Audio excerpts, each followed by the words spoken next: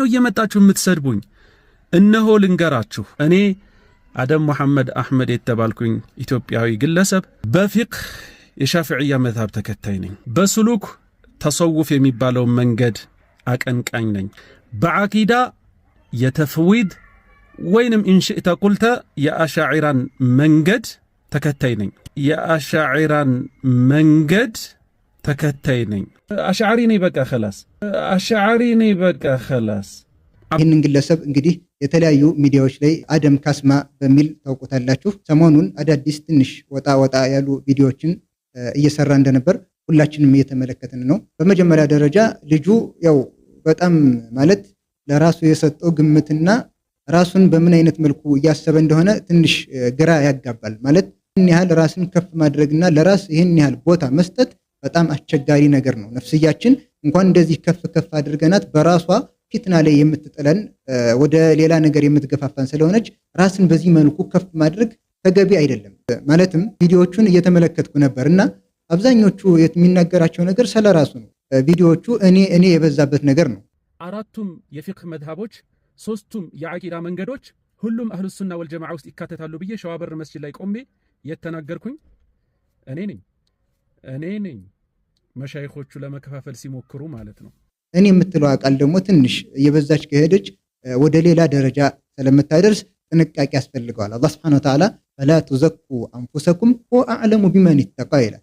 ነፍሳችሁን አታጠራሩ፣ አላህን ፈሩ። ማን እንደሆነ እሱ ያውቃል። ይህ ሚዲያ ክፍት ነው፣ ማንንም ያስተናግር። ማንንም ሰው የፈለገውን ሐሳብ የሚያቀርብበትና ሐሳብን በግልጽ መናገር ይቻላል። ያ ሲባል ግን በዲን ስም ስለ ዲን የተናገረ በኡስታዝ ስም ስለ ዲን የተናገረ አካል በሙሉ ትክክል ነው ማለት አይደለም። ከነብዩ ሰለላሁ ዐለይሂ ወሰለም ውጭ የተናገረው ንግግር በሙሉ ትክክል ነው ብለን ስራው ሁሉ ትክክል ነው ብለን ልንይዝለት የምንችል ግለሰብ ማንም የለም። ስለዚህ በመጀመሪያ ደረጃ እኔ ያሉ ስለራስ ይሄን ያህል ሐሳብ መስጠቱ ራሱ ስህተት ነው፣ አግባብ አይደለም። ማለት የፈለኩት ግለሰባዊ ጉዳዮች ላይ የተናገራቸውን ነገራቶች እኔንም ሆነ ማንንም የሚመለከት አይደለም። ስለራሱ ሰውየው የፈለገውን ነገር መሆን ይችላል። ነገር ግን በኢስላም ላይ የሚጠጋ በሸሪዓ ላይ የሚጠጉ ነገራቶች ግን ጥንቃቄ ያስፈልጋቸዋል። ሙስተነዳችን ቁርአንና ሐዲስ ሊሆን ይገባል። ይህንን ይዘን ኢንሻአላህ ወደፊት እየተራረምነ እንቀጥላለን ማለት ነው። ሌላው ከዚሁ እንጀምርና ወደ 17 ደቂቃ ያው ስለራሱ ያብራራ የተናገረበት ቪዲዮ ላይ የተናገራቸው አንዳንድ ነገሮች አሉ። ለሱ ትንሽ ጠቆማ እንስጥና ኢንሻአላህ ሌሎችን ቪዲዮዎች ደግሞ እንጠብቃለን ማለት ነው። ለምሳሌ እዚህ ላይ ምን እንደሚል ስሙ። አብዛኛው ዓለም ላይ 95% ወይንም 90% 5% ኺላፍ ቢኖርባትም የዚህ ሰዋድ አልአዕዘም የአሻዒራና ማቱሪዲያ መንገድ ተከታይ በመሆኑ እዚህ ንግግር በሁለት አይነት መልኩ መልስ መስጠት እንችላለን። አንደኛ ይህን ንግግር አንድ የተናገረላቸው አካል አለ፣ ከዛው ተቀብለው ቀጥታ ያሰራጩት ነገር እንጂ ለዚህ 95% 90% ለሚለው የህዝብ ቆጠራ ተደርጎ ወይም ደግሞ ትክክለኛ ምንጭ ኖሯቸው አይደለም። አሽዓሪዎች ይሄን ያህል ቁጥር ናቸው፣ ይሄን ያህል ፐርሰንት ናቸው የሚባለው ነገር በመጀመሪያ ደረጃ ምንም አይነት ትክክለኛ ማስረጃ የለውም። እንኳን 95% 90% አሽዓሪ ሊሆን ይቀር መጀመሪያ ደረጃ የአሽዓሪያን መዝሃብ ለመረዳት ራሱ በስነ ስርዓት ያልተማረ ሰው ካልሆነ በስተቀር ሊረዳው አይችልም። ምክንያቱም መዝሃቡ ራሱ ትንሽ ፍልስፍና ነክ ነገር ስለሆነ ማለት ነው። ማንም የሚረዳው አይደለም። ይሄ ጀውሃር አርድ ምናምን እያልክ ብትለው አዋሙ የሚረዳ አይደለም። ያንን ሁሉ የማይረዳውን ህዝብ ቆጥረው ነው እንግዲህ 90% ያደረሱት ማለት ነው። በመጀመሪያ ደረጃ ምንም አይነት ትክክለኛ ማስረጃ የለውም።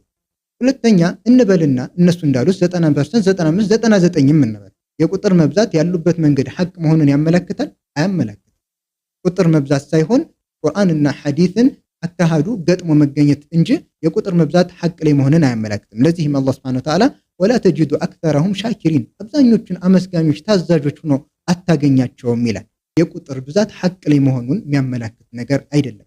ሲቀጥል ይህ አሽዓሪ የሚባለው መንገድ ነብዩ ሰለላሁ ዐለይሂ ወሰለም አያውቁትም፣ ሰሃቦችም አያውቁትም፣ ታቢዒዎችም አያውቁትም። ምክንያቱም አሽዓሪያ የሚለው ራሱ የተጠጉት ወደ ግለሰብ ነው። ያማን ነው ኢማም አቡ ሐሰን አልአሽዓሪ ነብዩ ሰለላሁ ዐለይሂ ወሰለም የማያውቋቸው ሰሃቦች የማያውቋቸው ናቸው። ስለዚህ ወደ ግለሰብ መጠጋት በራሱ ምንድነው ስህተት ነው። ግለሰቦች በሐቅ ይመዘናሉ እንጂ ሐቅ በግለሰብ አይመዘንም። ሰሃቦች የማያውቁት አዲስ መንገድ እንዴት ነው የሐቅ መለኪያ ተደርጎ ሊያዝ የሚችል? በመጀመሪያ ደረጃ አላህ እንድንከተል ያዘዘን ነብዩ ሰለላሁ ዐለይሂ ወሰለም ለቀድ ካነ ለኩም ፊ ረሱሊላሂ ኡስወቱን ሐሰና፣ በእርግጥም በአላህ መልእክተኛ ላይ መልካም የሆነ መከተል አለላችሁ።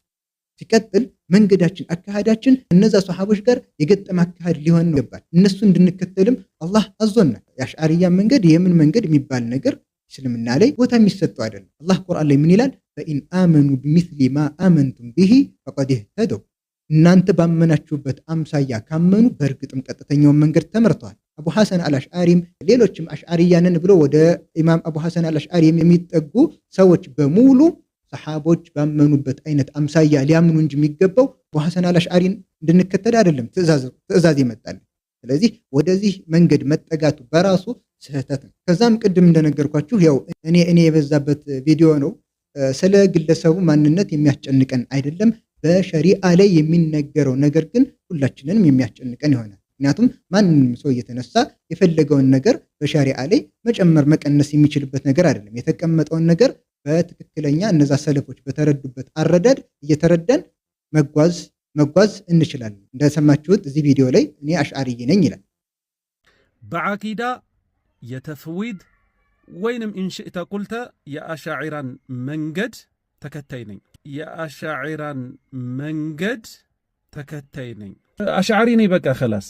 አሽዓሪ ነኝ በቃ ኸላስ። አሽዓሪያም ይሁን ምንም ይሁን ይሄ የግለሰብ ምርጫ ነው። ሐቅን መከተል ግን ቁርአንና ሐዲስን መከተል በሙስሊሞች ላይ በሙሉ ግዴታ ነው። አሽዓሪያን መከተል ግን ስህተት ነው። ምክንያቱም ግለሰብን እንድንከተል አልታዘዝንምና ማለት ነው። ከዛም እዚህኛው ቪዲዮ ላይ ስሙት የሚለውን እስከ 3ኛው ክፍለ ዘመን ድረስ የነበሩት ዑለማዎች ጅምሁሮቹ ልብ በሉ ጅምሁሮቹ አቋማቸው ተፍዊድ ነበረ። እንደሰማችሁት የሰለፎችን መንገድ አስማኡ ሲፋት ላይ ያላቸውን መንገድ እያብራራ ነው። ጅምሁሮቹ ተፍዊድ ናቸው ብሏል። ኢንሻአላህ ይህ አሽዓሪ የሆነው ግለሰባችን ለሚያነሳው ሐሳብ ቁርአንና ሐዲስን የሰለፎችን ንግግር በመጠቀም ትክክለኛ ሐሳቦችን እያስቀመጥን እንሄዳለን። ይህ ግለሰብ ለሚያነሳቸው ሐሳቦች የምንሰጠው ምላሽ ከዚህ ርዕስ ላይ ይጀምራል። ሰለፎች መንገድ ተፍዊድ ነው ብሏል። እውነት የሰለፎች መንገድ ተፍዊድ ነው ወይ የሚለውን በቀጣይ ቪዲዮ ላይ ሰፋ አድርገን የምንመለከተው ይሆናል። በነገራችን ላይ የዚህ አይነት ርዕሶች ሚዲያ ላይ የሚነሱ ርዕሶች አልነበሩም። አስማኡ ሲፋት ርዕስ፣ እንደዚህ አይነት ርዕሶች ሚዲያ ላይ የሚነገሩ ርዕሶች አይደሉም። ምክንያቱም አዋሙና ተራው ህዝብ በጣም የሚደናገርበትና ያልሆነ መስመርን ሊያስይዙ የሚችሉ ጉዳዮች ስለሆኑ ሚዲያ ላይ የሚነገር ነገር አልነበረም። ነገር ግን ይህ ግለሰብና አምሳዮቹ እንደዚህ አይነት ርዕሶችን በድፍረት እዚህ መጥተው ሲናገሩ የተሳሳተ ግንዛቤ ሰው እንዳይዝ መልስ መስጠቱ አስፈላጊ ነው። ኢንሻአላህ ከቀጣይ ጀምረን የምንመለከት ይሆናል። ይህ ግለሰብ አሽዓሪይ ነኝ ብሎ ነው የመጣው። ሌሎችም አካላቶች በግልጽ ማንነታቸውን እያሳወቃችሁ ብቅ ብትሉ መልካም ነው። ምክንያቱም የሱና ሰዎች ጋር ሆኖ የራሱን መርዝ የሚረጭ ሰው በጣም ከባድ ፊትናን ይፈጥራል። እንደዚህ ገንጠል ብሎ የወጣን ሰው መልስ መስጠቱ ግን ቀለል ይላል። የሚከብደው በዛው ተመሳስሎ ማንነቱን ደብቆ መርዙን የሚረጭ አካል ነው። ያንንም አላህ ሱብሓነሁ ወተዓላ ያጋልጠዋል። ያም ሆነ ይህ አላህ ሱብሓነሁ ወተዓላ ያወረደውን ሸሪዓ እሱ በሚጠብቅበት መልኩ አሁንም ወደፊትም እስከ ቂያማ ቀን ድረስ አላህ ያስቀጥለዋል። ለምን? አላህ ራሱ ኃላፊነቱን ወስዷል። ኢና ነሕኑ ነዘልነ ዚክረ ወኢና ለሁ ለሓፊዙን፣ እኛንን ይህንን ቁርአን ያወረድነው እኛውንን ጠባቂዎች ብሏል። አላህ ዲኑን በሚጠብቅበት መልኩ ይጠብቀዋል። አልሐምዱሊላህ።